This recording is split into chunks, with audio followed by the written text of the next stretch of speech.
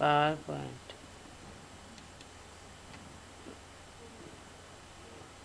আসসালামু আলাইকুম ওরহমতুল্লাহি ওবারাকাতুহু। প্রিয় শিক্ষার্থীবৃন্দ, আজকের অনলাইন ক্লাসে সকলকে স্বাগত।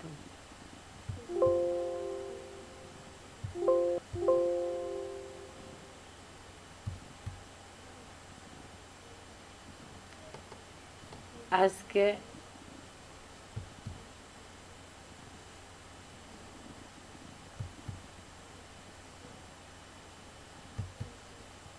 আমি উম্মেসিনা, পাংশা সরকারি কলেজ, পাংশা রাজবাড়ী, প্রভাষক, ইসলাম শিক্ষা বিভাগ।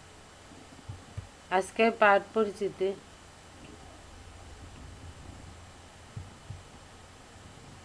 একাদশ অধ্যায় চতুর্থ, ইসলাম শিক্ষা প্রথম পত্র, ইসলাম ও সমাজ জীবন। আজকের শিক্ষণফল, শিক্ষার্থীরা আজকের ক্লাস সম্বন্ধে যে বিষয়গুলো জানতে পারবে: আত্মীয় স্বজনের পরিচয় জানতে পারবে, আত্মীয় স্বজনের অধিকার ও কর্তব্য সম্বন্ধে জানতে পারবে। ইসলামী সমাজে আত্মীয় স্বজনের অধিকার ও কর্তব্য। আত্মীয় স্বজনের পরিচয়: যাদের সাথে আত্মার সম্পর্ক আছে তাদের আত্মীয় বলা হয়, যেমন ভাই বোন, দাদা দাদি, ফুপু, খালা, মামা, নানা, নানি প্রমুখ ইত্যাদি। বৈবাহিক সম্পর্কের কারণে যাদের সাথে সম্পর্ক গড়ে ওঠে, যেমন স্ত্রী, শ্বশুর শাশুড়ি, স্ত্রীর ভাই বোন, স্ত্রীর অন্যান্য রক্ত সম্পর্কীয় আত্মীয়গণ এই আত্মীয়র আওতাভুক্ত। ইসলামী সমাজ ব্যবস্থায় মাতা পিতা ও সন্তানের হক আদায়ের পর অধিকার ও মর্যাদার দিক দিয়ে যারা অগ্রাধিকার পান তারা আত্মীয়। ইসলামী সমাজে আত্মীয় স্বজনের অধিকার ও কর্তব্য। প্রথম পয়েন্ট হচ্ছে অধিকার আদায় করা। আল্লাহ রাব্বুল আলামিন পবিত্র কোরআনে বলেছেন, ওয়াতিজাল কুরবা হাক্কাহু, অর্থাৎ আর তুমি নিকট আত্মীয়কে তার হক বা অধিকার দিয়ে দাও। সূরা বনী ইসরাঈল ২৬ নম্বর আয়াত। আত্মীয়তা পরস্পরের সদাচরণ, সহানুভূতি, সাহায্য, উত্তরাধিকার লাভের অধিকার আদায় করেন। ২ নম্বর, সম্পর্ক রক্ষা করা।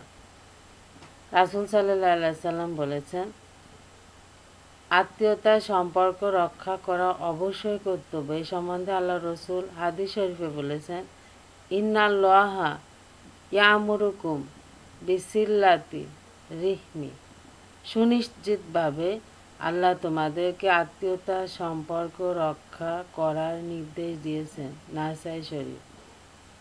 সদাচরণ করা। আত্মীয় স্বজনের সাথে সবসময় ভালো আচরণ করতে হবে। এই সম্বন্ধে আল্লাহ রাব্বুল আলামিন পবিত্র কোরআনে সূরা নিসা ৩৬ নম্বর আয়াতে বলেছেন, অবিল ওয়ালিদাইনি ইহসানা অবিজিল কুরবা, অর্থাৎ আর মাতা পিতার প্রতি ইহসান করো এবং আত্মীয় স্বজনের সাথে দান করা। রাসূল সাল্লাল্লাহু আলাইহি সাল্লাম বলেছেন, নিকট আত্মীয়কে অর্থ দান করা, একসাথে দুটি কাজ করা হয়। একটি হলো আত্মীয়তার সম্পর্ক রক্ষা করা, দ্বিতীয়টি হলো দান করা। ধনী আত্মীয়রা তাদের জাকাত, ফিতরা, সাদকা আদায়ের ক্ষেত্রে গরিব আত্মীয়দেরকে অগ্রাধিকার দেবে। তাদের দানের প্রথম হকদার হচ্ছে নিকট আত্মীয়রা। সুখে দুঃখে অংশীদার হওয়া। আত্মীয় দুঃখ পেলে বা কষ্ট পেলে অথবা বিপদে পড়লে আত্মীয় তার পাশে দাঁড়াবেন। ঝগড়া বিবাদ না করা। আত্মীয়দের সাথে ঝগড়া করা যাবে না। তাদের সাথে অবশ্যই ভালোবাসায় কথা বলতে হবে, অর্থাৎ তাদের সাথে কোনো খারাপ ভাষায় গালিগালাজ দেওয়া যাবে না।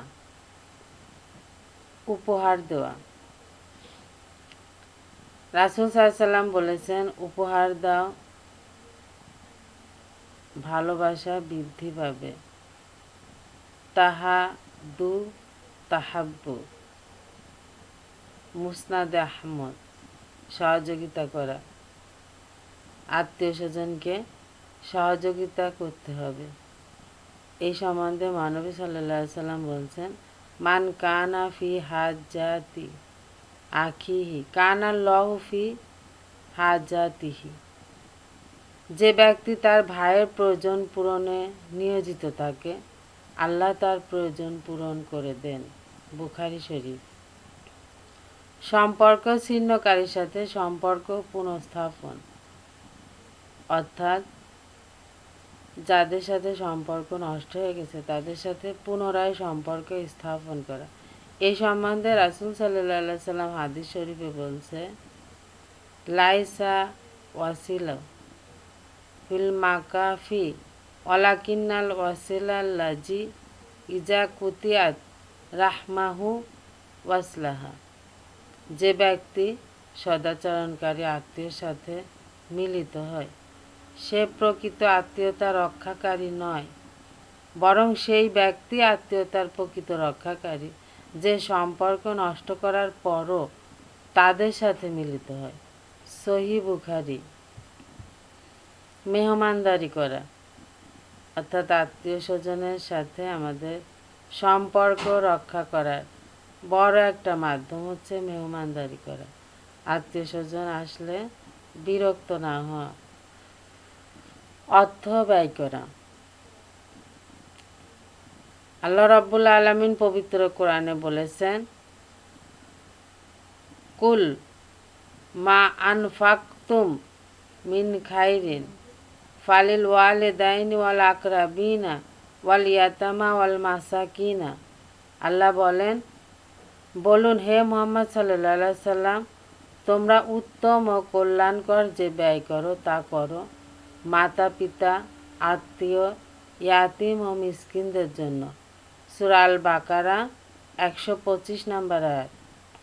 উত্তরাধিকার স্বত্ব প্রদান করা। এই সম্বন্ধে আল্লাহ রাব্বুল আলামিন পবিত্র কোরআনে সূরা নিসা 7 নম্বর আয়াতে বলেছেন, লিররিজালি নাসিবু মিম্মা তারাকাল ওয়ালিদানে ওয়াল আকরাবুনা ওয়ালিন্নিসাই নাসিবুম মিম্মা তারাকাল ওয়ালিদানে ওয়াল আকরাবুনা।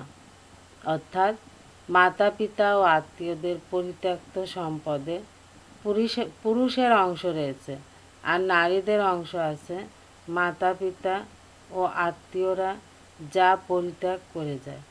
এর অর্থ হচ্ছে পুরুষের যেমন অধিকার আছে নারীদেরও ঠিক তেমনই অধিকার আছে।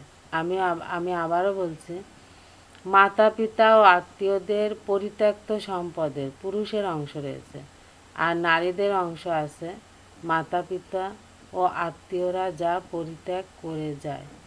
সূরা আন-নিসা 7 নম্বর আয়াত।